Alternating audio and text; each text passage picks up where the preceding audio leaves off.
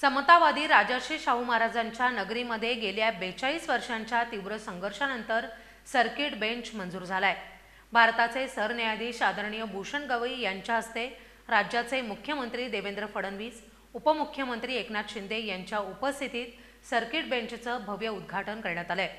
कोल्हापूरसह सांगली, सातारा, सोलापूर, रत्नागिरी आणि सिंधुदुर्ग या जिल्ह्यातील वकील आणि पक्षकार यांना याचा अतिशय आनंद झालाय।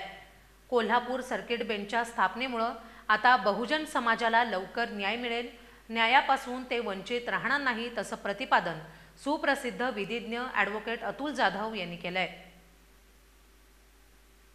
मानवतावादी सांस्कृतिक चळवळ आणि आम्ही भारतीय महिला मंचच्या वतीनं कोल्हापुरात सर्किट बेंच सुरू झाल्यानंतर त्याचा आनंदोत्सव साजरा करण्यासाठी प्रबुद्ध भारत हायस्कूल कोल्हापूर इथल्या 500 विद्यार्थ्यांना खाऊचं वाटप करण्यात आले। यावेळी संस्थेच्या सचिव षण्मुखा अर्दाळकर उपस्थित होत्या।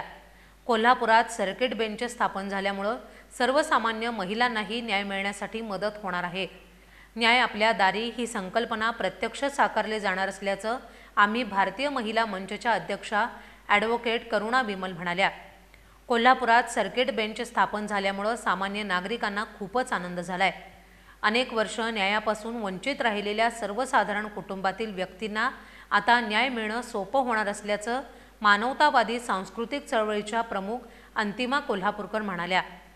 कोल्हापुरात सर्किट बेंच स्थापन व्हावं यासाठी ज्यांनी ज्यांनी प्रयत्न केले त्या सर्वांचे त्यांनी आभार मानले।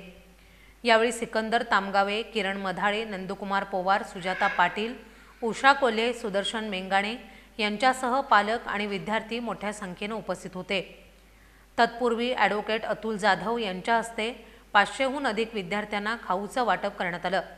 स्वागत आणि प्रास्ताविक प्रबुद्ध भारत हायस्कूलचे मुख्याध्यापक संजय कुमार अर्दाळकर यांनी केलं, तर आभार धम्मदीप मस्के यांनी मानले।